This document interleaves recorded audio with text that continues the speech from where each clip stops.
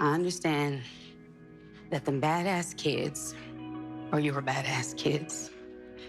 Y'all are a package deal, and I want to sign for it. Did I think about returning it to Cinder? I did. Okay. But I want it. I'm gonna keep it. Me too.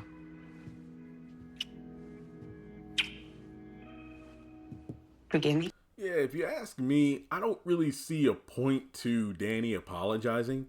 Now, let me put it this way. I've really appreciated Danny's growth this season. Look, I'm still not a fan of every choice that she has made. Like, regardless as to Karen running her mouth um, about subjects to people in regards to, her vile way of talking down to others. That to me doesn't justify Danny running her mouth to Sabrina after Karen said, please don't tell the other girls about the whole uh double baby daddy thing. That's just, I still stand on that hill and I will die on it, but um I think that her growth through therapy has been great, and to actually have one of the females actively trying to figure out the best way to apologize to another person, more specifically their man.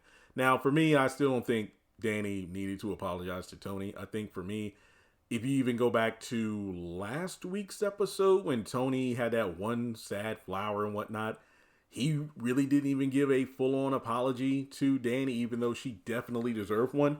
But given the fact that she was acting cold towards him when he was trying to make amends, now it seems like, understandable he would do the same to her when she tried to make amends. But I don't know. It's just one of those things where he came at her with just the wrong kind of energy, dribbled, dripping with what ifs, when in actuality, he's the one who failed, along with his ex-wife, regarding teaching their kids not to take things that don't belong to them, or rummage through another person's belongings when they're at that person's house.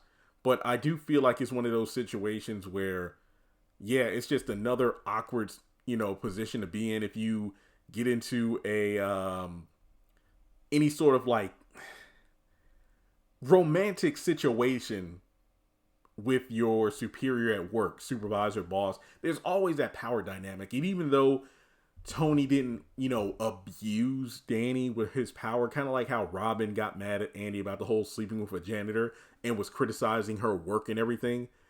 Tony didn't do that. He just acted, really cold in terms of, well, actually, if you could just hand out these flyers and, a new part of the airport or anything you could tell me about, you'll find out with everyone else during the upcoming meeting. So he just pretty much said business, and that's it. All business, no play.